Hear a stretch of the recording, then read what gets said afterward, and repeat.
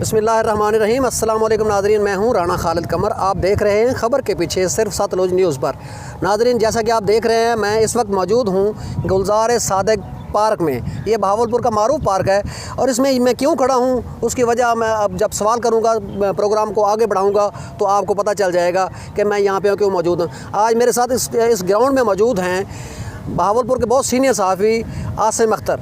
क्या हाल है आसिफ, ठीक है, खैरियत से हैं? जी अल्हम्दुलिल्लाह। आसिम साहब, आपने एक स्टोरी की थी, आपको याद होगा कि इस ग्राउंड का, इस पार्क का एक ताल्लुक़ बनता है किसी न किसी रेफरेंस से, जो हमारे साबिक़ सदर थे जनरल ज़ियाउल हक, उसके त्यारा हादसे के साथ। क्या ताल्लुक़ बनता है आपको, आपने इसको कैसे बनाया? जी बहुत शुक्रिया राना। 1988 तैयारा यहाँ तबाह हुआ। साबिक़ सदर जनरल ज़ियाउल हक बहावलपुर तशरीफ़ लाए। उनको बहावलपुर में बुलाने का मकसद मर्डर करना था, उनको हलाक करना था, शहीद करना था। लेकिन वजह ये गुलजार सादिक बनी, क्योंकि ये उस दौर की बात है जब यहाँ कोई पाबंदी नहीं थी, कोई किसी किस्म का कोई मसला नहीं था। तो पाबंदी से मतलब ये जो बाढ़ लगी हुई है ये नहीं थी? ये बाढ़, हाँ, ये बाढ़ वगैरह नहीं थी, कुछ भी नहीं थी। तो कॉन्वेंट ओपन जैसे पार्क होते थे? जी ओपन पार्क था, बिल्कुल, यहाँ हर कोई आ जा सकता था। तो इसी पार्क के साथ ही कॉन्वेंट स्कूल है, चर्च है, ये सामने बिल्कुल। जी बिल्कुल।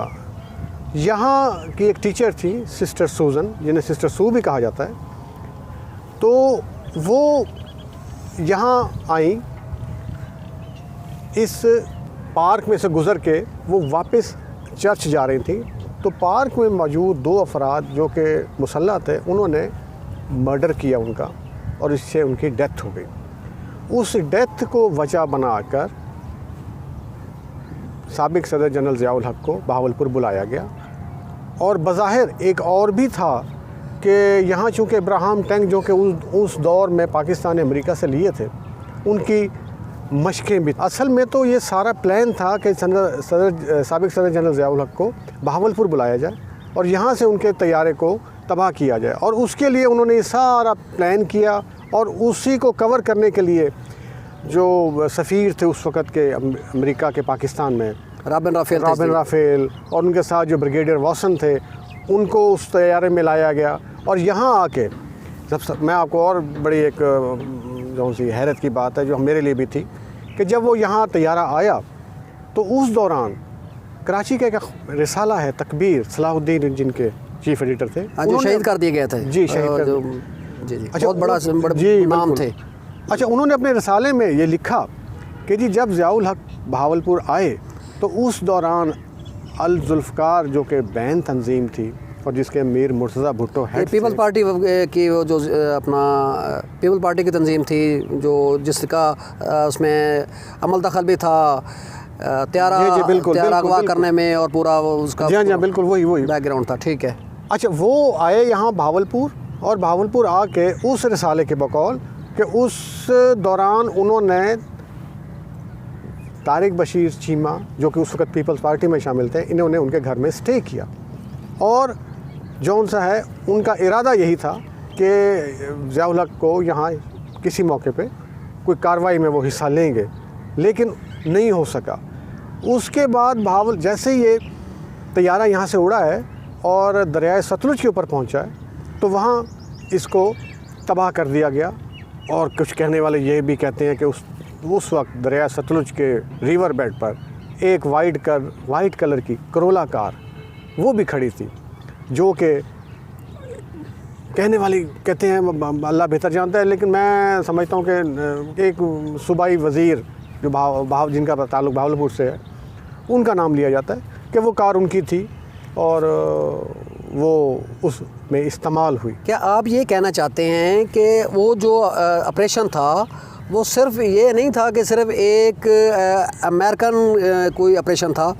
आप ये कहना ये चाह रहे हैं कि उसमें यहाँ से मकामी लोग भी शामिल थे, जैसे आपने उसका जिक्र किया तकबीर के रिसाले का, जिसमें वो स्टोरी छपी तारिक बशीर चीमा, मेरे आजकल जो हमारे वफाकी वज़ीर हैं यहाँ PTI के साथ जो काफ लीग की हुकूमत है उसमें, तो मतलब PTI की हुकूमत में काफ लीग के जो नुमाइंदगी करते हैं, तो उनके घर में आप कह रहे हैं कि मुर्तज़ा भुट्टो यहाँ पे स्टे किया, उनका ये ख्याल था कि यहाँ से वो जो कार्रवाई है मर्डर के हवाले से वो करेंगे, आप ये कहना चाह रहे हैं। लेकिन उसमें एक नई जो आप ये भी नई बात है कि वो जो सूबाई वज़ीर हैं, क्या वो भी पीपल्स पार्टी के सूबाई वज़ीर थे उस दौर में, या वो कोई मतलब किसी और पार्टी से ताल्लुक़ रखते हैं?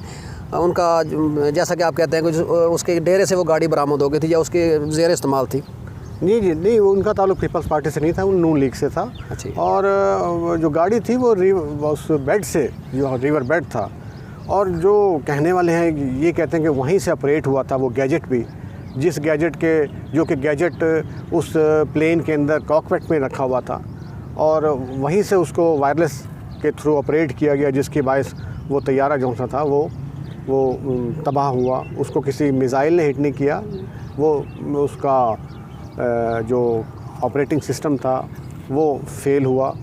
तो हो सकता है मेरी किसी हद तक बात में कोई सदाकत ना हो, लेकिन जो उस दौर की बात है मैं आपको वो शेयर कर रहा हूँ आपके साथ। अच्छा, कहने का मकसद ये है कि अगर इन चीज़ों को कड़ियों को मिलाया जाए तो लगता ये है कि ये सिर्फ एक वन वे किस्म का जो है वो ऑपरेशन नहीं था, इसको 3 वे ऑपरेशन आप कह सकते हैं, या जो एजेंसियों का जो तरीक़ाकार होता है कि वो एक टाइम में कई प्लान बनाती हैं, एक फ्लॉप हो गया तो दूसरा फ्लॉप हो गया, तीसरा फ्लॉप हो गया, चौथा, इस टाइप का जो वो प्लान था कि उसमें जुल्फ़कार का भी आपने जैसा कि ज़िक्र किया, और तकबीर में ये बाकायदा छप चुका है। ये कोई अब आपने भी स्टोरी की थी तब, और इसमें भी तकबीर में भी ये छप चुका है, ये तो अब तारीख़ का हिस्सा बन चुके हैं।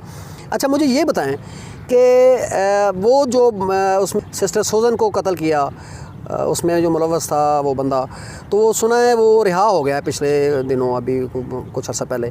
तो आपके पास उसके हवाले से क्या खबर है?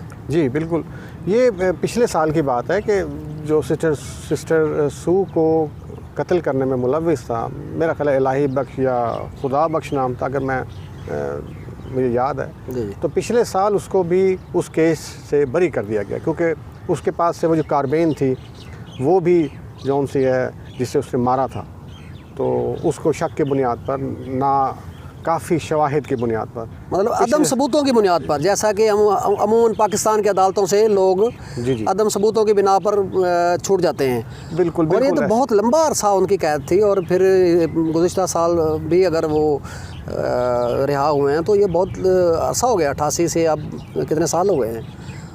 जी हाँ बिल्कुल। अब मामलात को वाइंड अप तो करना था उन्होंने, तो उसके अंदर एट दी एंड जो आखिरी था मुल्ज़िम था उसको भी उन्होंने रिहा कर दिया।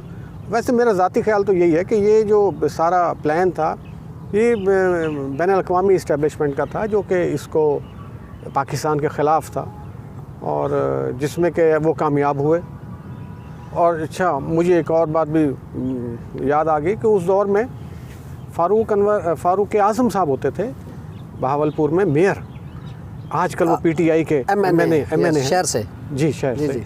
अच्छा, उस वक़्त ये बात भी बड़ी मशहूर हुई थी कि जी फ़ारूक आज़म ने जो आमों की पेटियां दी थी उसमें था बम, लेकिन बाद में जो तहकीकात हुई उससे वो साबित नहीं हो सकी। नहीं तो रियाज़ पीरज़ादा का नाम भी आम की पेटियों के हवाले से आया है कि रियाज़ पीरज़ादा ने वो पेटियाँ रखवाई थी। आप कह रहे हैं कि फ़ारूक आज़म मलिक मेयर बहावलपुर ने रखवाई थी।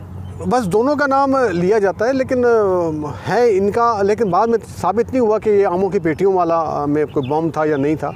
लेकिन उस वक़्त उन पे ये था कि ये चूँकि आखिरी दफ़ा मिले थे और इन्होंने सी ऑफ किया था एयरपोर्ट से, तो इन्होंने कुछ पेटियाँ जो आमों की थी वो। अच्छा आसम, मुझे ये बताएं कि सिस्टर सूज़न जो है वो क्या यहाँ पे वॉक करने के लिए आती थी? ज़ाहिर बात है वो उनका या तो को मामूल होगा ना कि जैसे आपने कहा कि जी उनको यहाँ पे कत्ल किया गया, क्योंकि ये सामने तो कॉन्वेंट है, तो यहाँ से यहाँ पे छुप के बैठे हुए थे, जैसा कि आपने निशानदेही भी की।